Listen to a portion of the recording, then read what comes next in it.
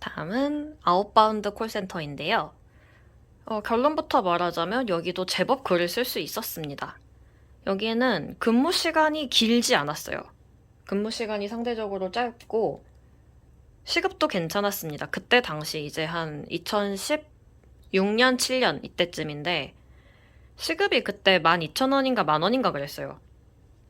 그리고 여기는 계약을 따는, 그러니까 일종의 영업콜이라 영업에 대한 인센티브가 또 있습니다.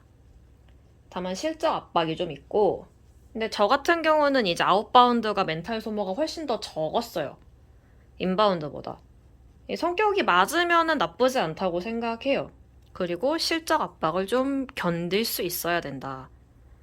왜냐면 사실 시급을 많이 주는데 전혀 내가 이거 계약을 따지 못한다? 그러면은 조금 아무래도 그쪽에서 타격이 있겠죠? 그래서 사람이 좀 뻔뻔해야지 오래 다닐 수 있는 것 같습니다.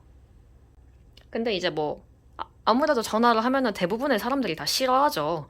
뭐 몇 마디 이어가기도 힘들고 보통은 그냥 끊어버리니까. 근데 그냥 끊는 건 오히려 괜찮은데 뭐 이번은 어떻게 알았어? 막 이런 사람들이 있죠. 막 너 신고할 거야! 이렇게. 그치만 일단은 뭐 그 신고가 되는지 잘 모르겠고 신고를 한다고 제가 잡혀가는지는 일단 잘 모르겠어요.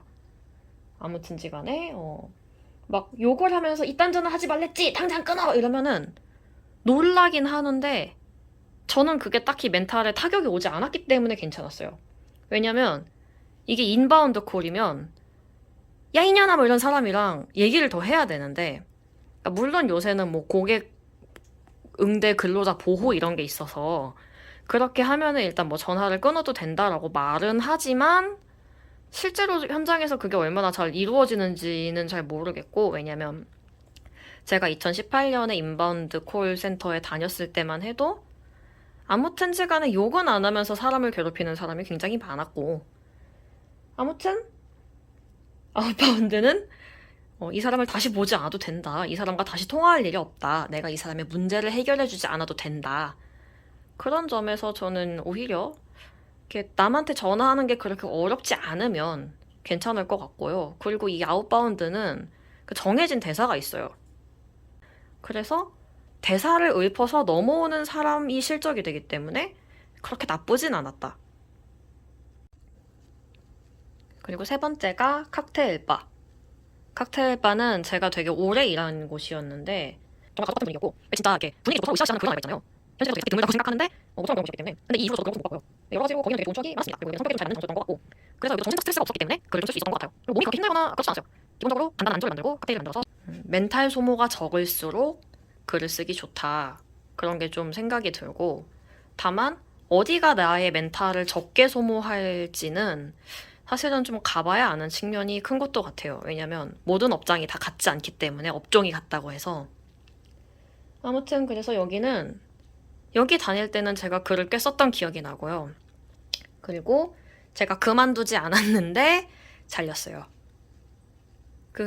뭔가 모종의 이유로 잘리긴 했는데 아무튼 그 이후로 이제 뭐 없어졌다는 얘기를 들었습니다. 근데 거기서 같이 일하던 사람들과는 꽤 그래도 오랫동안 연락을 했었다. 그리고 글도 제법 쓸 수 있었다. 편의점은 모든 사람들이 가장 많이 선택하는 아르바이트 장소인 것 같은데 그래서 아마 딱히 얘기를 하지 않아도 뭐 다들 편의점에 대한 어떤 기억, 뭐 근무해본 경험 이런 건 좀 있을 것 같아요. 근데 편의점은 정말 전바점이라고 생각을 하고 어디는 되게 지독한 곳이었고 어디는 또 되게 할만합니다. 그러니까 결론부터 말하자면 편의점 아르바이트를 하면서는 글을 쓸 수 있다. 아마 제법 연재도 할 수 있을 것 같아요. 그때는 제가 이런 뭐라고 해야 되지? 아마 단권을 열심히 내던 시기였던 것 같습니다. 다만 테이블이 있는 편의점은 비추. 왜냐면 테이블이 있으면 사람들이 거기서 술을 마시고 취하고 진상을 부리고 엎지르고 쏟고 던지고 이래가지고 테이블이 있는 편의점, 특히 번화가에 있는 편의점은 추천하지 않습니다. 동네 편의점이 있으면 그리고 자리가 있으면 저는 편의점은 되게 좋은 것 같은데 아마 그래서 그런지 요새 편의점 자리는 거의 안 나오는 것 같아요.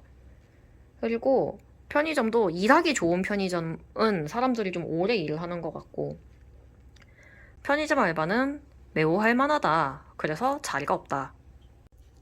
그리고 카페는 정말 다들 많이 하시는 것 같고, 왜 뭐 쇼미더머니 같은 것도 보면 되게 최근까지 카페 아르바이트를 했었다 이런 얘기도 많이 나오는 걸 봐서는 카페도 뭔가 그 개인 창작 활동을 하면서 일을 하는 사람 비중이 높은 공간 중에 하나가 아닌가라는 생각이 들어요.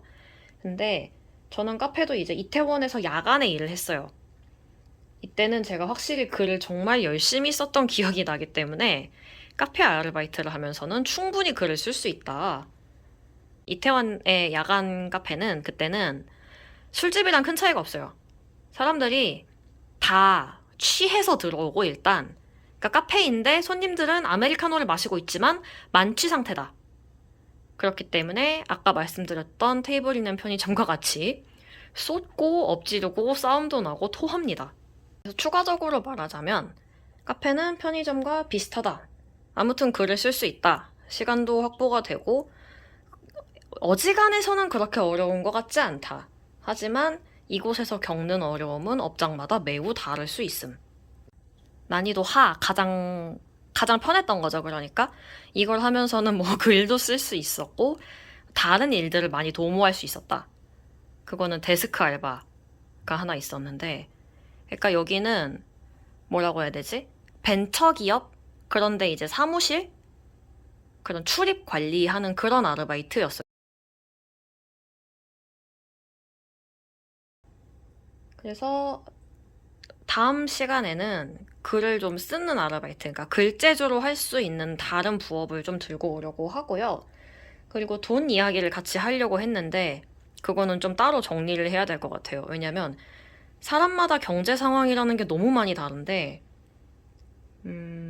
생각해보니까 또 제가 그때 회사 생활도 했었던 적이 있고, 서울에서 지낼 때랑 지금이랑 글 쓰는 사람들의 상황이 좀 변한 것도 있어서, 내가 그때 보통 얼마를 썼고 얼마를 벌었는지, 그리고 어떻게 생활을 했는지, 그런 거를 좀 정리해서 들고 올게요. 안녕.